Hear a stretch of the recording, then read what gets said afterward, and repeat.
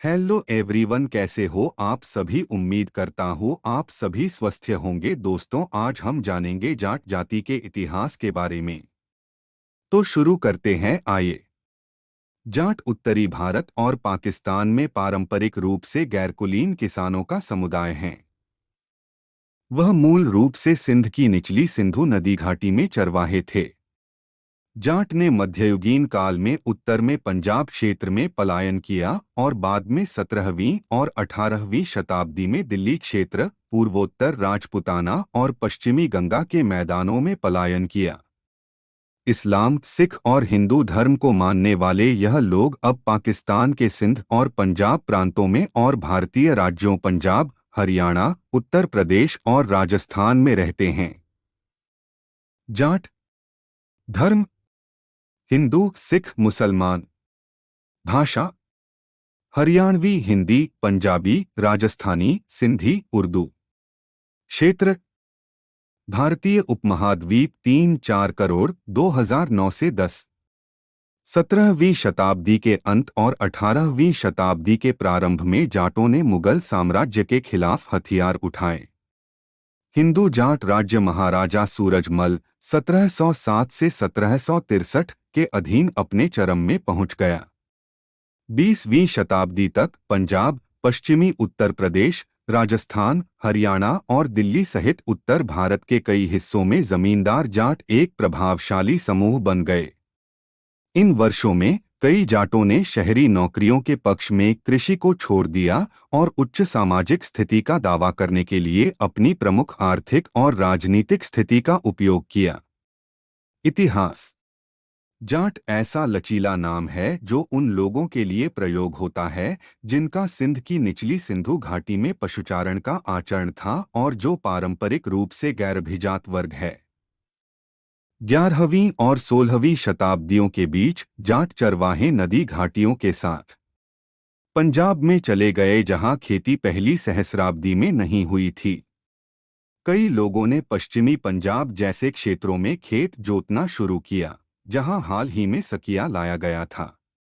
मुगल काल के प्रारंभ में पंजाब में जाट शब्द किसान का पर्याय बन गया था और कुछ जाट भूमि प्राप्त कर लिए थे और स्थानीय प्रभाव डाल रहे थे। समय के साथ जाट पश्चिमी पंजाब में मुख्य रूप से मुस्लिम, पूर्वी पंजाब में सिख और दिल्ली और आगरा के बीच के क्षेत्रों में हिंदू हो गए। 18वीं शताब्दी की शुरुआत में मुगल शासन के पतन के दौरान भारतीय उपमहाद्वीप के भीतरी इलाकों के निवासी, जिनमें से कई सशस्त्र और खानाबदोश थे, ने तेजी से बसे शहरवासियों और कृषकों के साथ परस्पर प्रभाव डालना शुरू किया। 18वीं शताब्दी के कई नए शासक ऐसे घुमंतु पृष्ठभूमि से आए थे।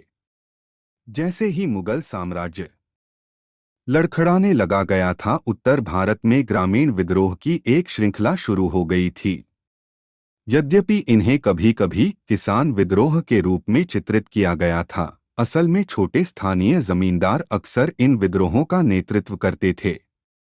सिख और जाट विद्रोहियों का नेतृत्व ऐसे छोटे स्थानीय जमींदारों द्वारा किया जाता था जिनका एक दूसरे के साथ घनिष्ठ और पारिवारिक संबंध थे और उनके अधीन किसान थे। बढ़ते किसान योद्धाओं के ये समुदाय अच्छी तरह से स्थापित भारतीय जातियों के नहीं थे, बल्कि काफी नए थे।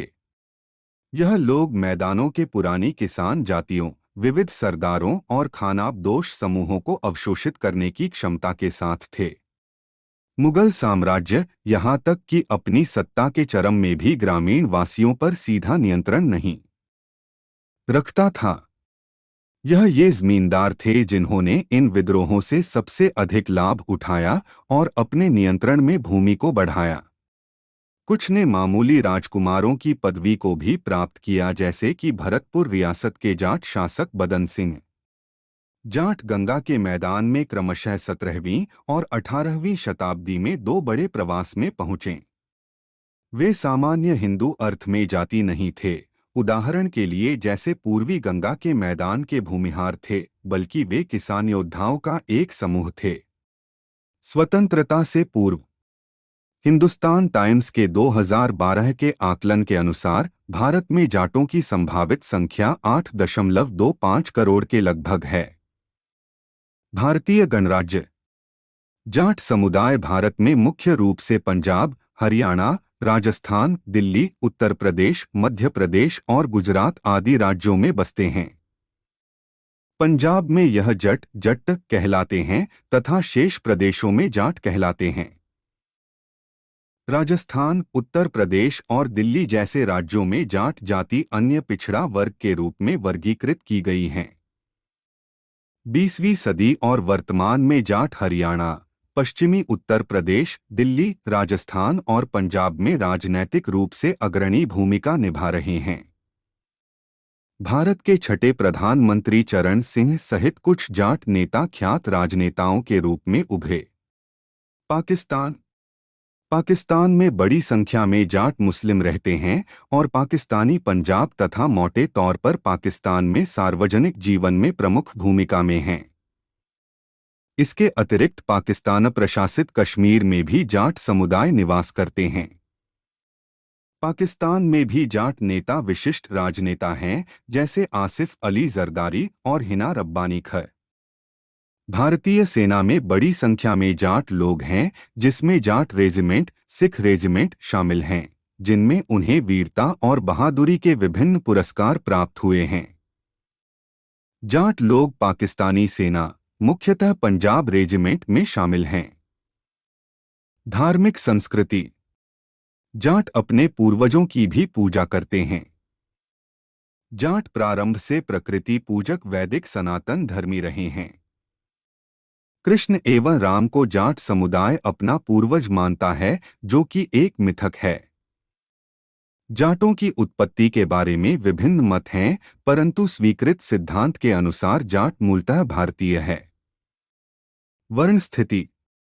कुछ स्रोतों में कहा गया है कि जाटों को क्षत्रिय माना जाता है, जबकि अन्य उन्हें वैश्य या शूद्र वर्ण प्रदान करते हैं।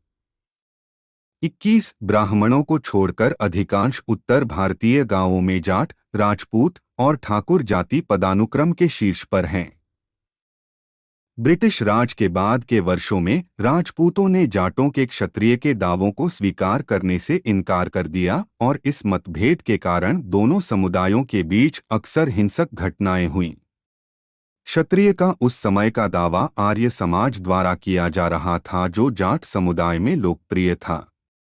जाट समाज में अपने वंश गोत्र के लोग परस्पर भाई भाई की तरह मानते हैं।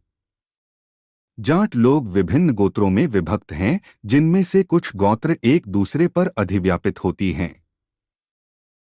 अगर आप हमारे चैनल पर नए आए हो तो दोस्तों सब्सक्राइब और कमेंट जरूर करना। ऐसी ही जानकारी के लिए मिलते हैं नेक्स्ट एपिसोड में। धन्यवाद दोस्तों।